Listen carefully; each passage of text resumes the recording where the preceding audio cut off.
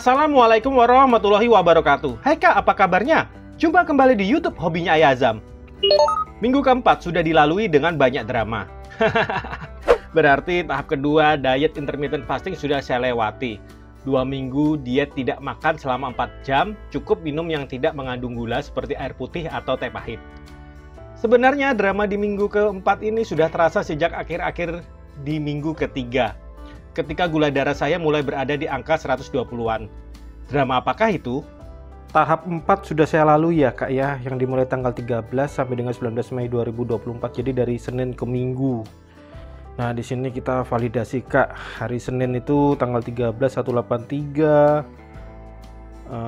tanggal 14 153, tanggal 15 145, tanggal 16 150, tanggal 17 156, tanggal 18 154, tanggal 19 142.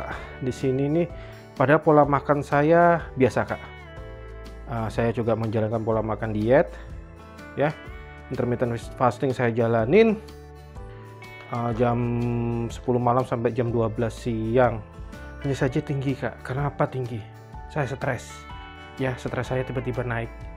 Ya itu, ya pertama di sini nih Kak. Di sini nih gimana ya? Di sini nih ya minggu kedua ya. Minggu 1 2. Ini bukan, ini minggu ketiga ini. Minggu ketiga ya. Ya, minggu ketiga saya mulai turun Kak. Gula darahnya mulai di atas 119 ya. 141 naik dikit, 128 naik banyak ini. 128 mulai turun lagi. Nah, ketika menyentuh di angka 120-an Kak, asam lambung saya kumat. Nah, di 128 Kak, itu dramanya Kak pagi hari waktu saya maaf ya Kak ya, PUB, pup atau BAB atau buang air besar. Itu sakitnya ampun, tiba-tiba perut saya kram Kak. Kayak orang haid kali ya. Kayak cewek lagi haid. Padahal saya lagi itu mengeluarkan sesuatu gitu Kak. Itu saya langsung teriak ke istri minta tolong dikasih air panas Kak, minta air hangat untuk saya minum. Lalu saya cebok, itu langsung ke kamar, ngelus ini pakai ngelus perut pakai balsem. Ya, ini drama di sini. Nah, di hari Seninnya ini ada drama lagi Kak. Yaitu ya salah satu gerobak gorengan saya terbakar. Padahal saya lagi sibuk-sibuknya bikin otomasi ya. Nah, di situ tuh saya makan dulu baru cek gula darah. Jadi hasilnya segini. Saya nggak tahu, mungkin aktualnya 150-an kali ya. 183, sedang angka 140-an ke atas semua kan Kak. Itu ya ini. Di sini saya jadi nggak olahraga ya, tapi tetap menjaga pola makan. Nah, alhamdulillah, tanggal 19 hari Minggu saya mulai olahraga. Nah, alhamdulillah ini tahap 5-nya nih Kak. Bukan tahap 5 ya, ini tahap 4 ini. Minggu ke-6. Minggu ke-6. Ini minggu ke-5. Ini ke-6 nih. Maaf tulisannya jelek. Nah, di 124 Nah, biasanya kalau asam lambung terasa atau saya lemah ya, mau pingsan itu saya tarik ulur aja, naik turun. Nah, di 124 ini kebetulan alhamdulillah tidak terasa lagi tuh dua penyakit itu. Ya, penyakit gejala-gejala hipo atau asam lambung ya. 124, 130. Dan hari ini hari Rabu saya syuting 132. Ini kita bicarakan minggu depan aja. Ya, jadi gula darah rata-rata saya selama 5 minggu 147,25, jauh sekali dari target saya 120-an. Padahal tersisa 6, 7, 8 3 minggu lagi. Kalau mau bisa ke 120, gula darah saya harus di angka 100-an ini. Ya udahlah, lillahi ta'ala aja. Semua sudah kehendak Allah. Saya sudah 2 tahun Kak mengidap gula darah. Banyak yang saya ceritakan di video-video sebelumnya. Dan sekarang saya mau cek HbA1c dan membuat program 8 minggu sembuh dari diabetes. Kalau kakak baru nonton video saya yang ini, bisa deh nonton video-video sebelumnya. Dan jangan lupa like, subscribe, dan komen ya. Ternyata tubuh saya belum bisa beradaptasi ketika gula darah berada di angka 120-an. Asam lambung naik. Wah, hal ini sangat-sangat menyakitkan. Kalau kakak sudah pernah menonton video saya yang terdahulu, berarti saat ini waktunya saya tarik ulur berkali-kali supaya tubuh saya dapat beradaptasi. Nggak enak Kak, asam lambung naik ketika saya lagi pup. Waduh, perut sakit ditambah desakan di itu. Sampai nggak cebok, minta istri air putih hangat untuk menghilangkan rasa perih di perut. Kalau membayangkannya jijik banget ya kak, pup sambil minum. Lah, apa kaitannya asam lambung dengan gula darah? Yuk kita bahas kak. Tarik ulur ini belum sempat saya lakukan kak. Saya lagi umek dengan listrik di rumah yang MCB-nya selalu ngetrip. Rumah saya dayanya 1300 watt. Tapi diisi dengan AC setengah PK 2 biji. Pompa air 3/4 PK, microwave 400 watt, oven dan berbagai peralatan rumah tangga lainnya. Bayangkan itu kak, kalau nyala semua pasti MCB-nya ngetrip dengan sukarela. Solusinya tambah daya atau menyalakan peralatan itu bergantian. Lah kan repot kak kalau harus menyalakan bergantian. Pompa nyala berarti AC harus dimatikan. Microwave nyala berarti pompa sama AC nggak boleh nyala. Drama itu terjadi setiap hari di rumah saya.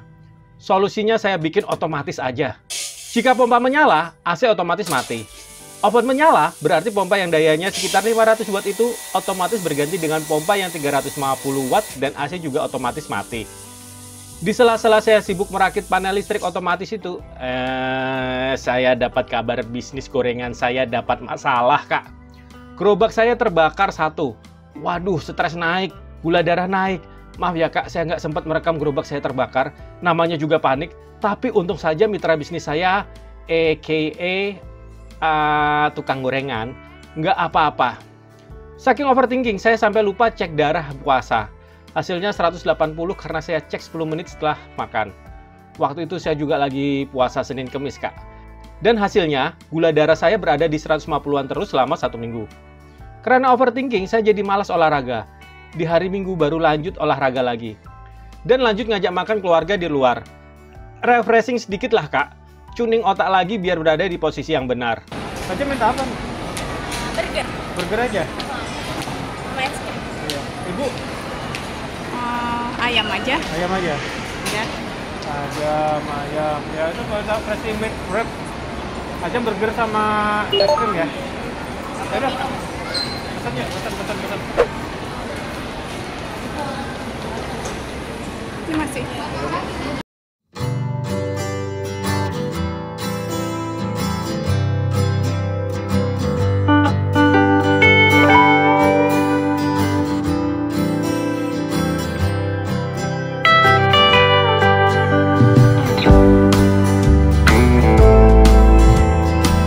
Saya syuting video ini di hari Rabu. Senin kemarin alhamdulillah gula darah saya baru bisa turun di angka 120-an lagi. Terbukti olahraga itu punya peranan yang sangat penting untuk menurunkan gula darah. Ngomong-ngomong kak, selama mengidap diabetes saya tidak mau minum obat sama sekali. Gula darah bisa mengakibatkan asam lambung. Sebenarnya fakta ini saya dapatkan di lapangan. Data-data dari teman-teman yang berbagi cerita tentang penyakit yang diidapnya. Saya punya asam lambung dan saya mengunjungi para ahli kesehatan.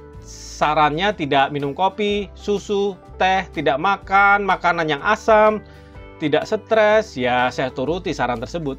Tapi tetap aja asam lambung itu ada. Semua berlangsung sampai saya menemukan fakta yang menarik. Ada teman saya punya asam lambung dan bisa kumat kalau tekanan darahnya tinggi.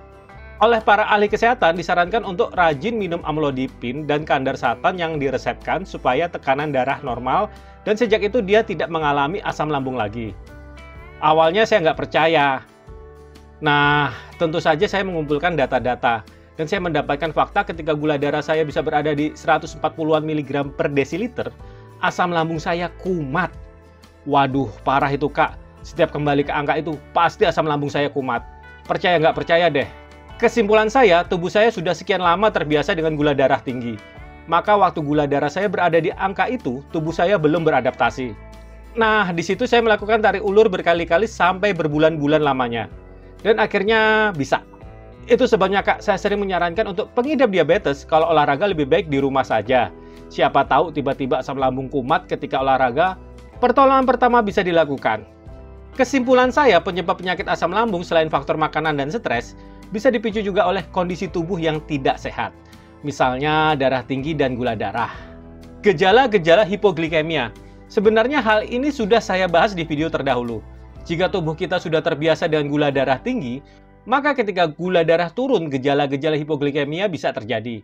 Padahal kalau menurut katalog kesehatan, hipo bisa terjadi di bawah 70 mg per desiliter. Catatannya kak, itu untuk orang yang kondisinya sehat. Lah kita ini kak, Kita ini kan pengidap diabetes. Lemas, tidak fokus, kehilangan keseimbangan, sampai bisa bikin pingsan. Itu, Kak. Bisa bikin pingsan gejala dari hipoglikemia loh, Kak. Makanya kalau olahraga di rumah aja.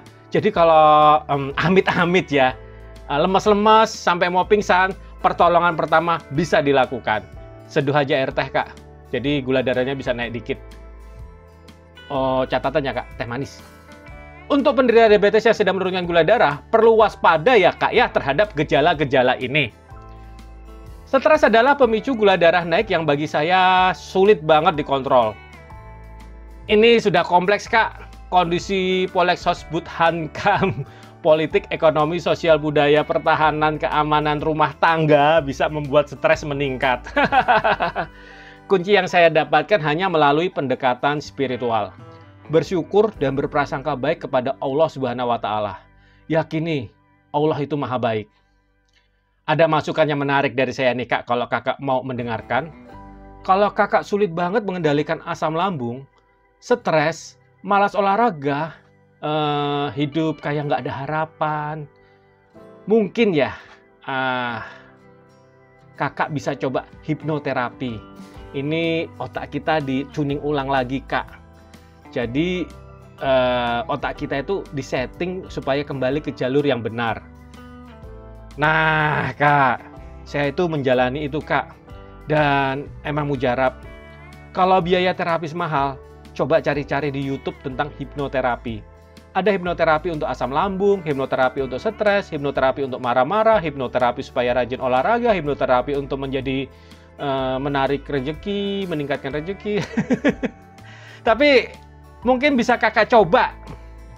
Oke, Kak, terima kasih telah menonton video saya. Jangan lupa like, subscribe, dan komen ya, Kak, ya. Dan apapun yang terjadi pada Kakak hari ini, senang, sedih, sehat, ataupun sakit, tetap satu hal. Jangan lupa untuk berbahagia. Wassalamualaikum warahmatullahi wabarakatuh.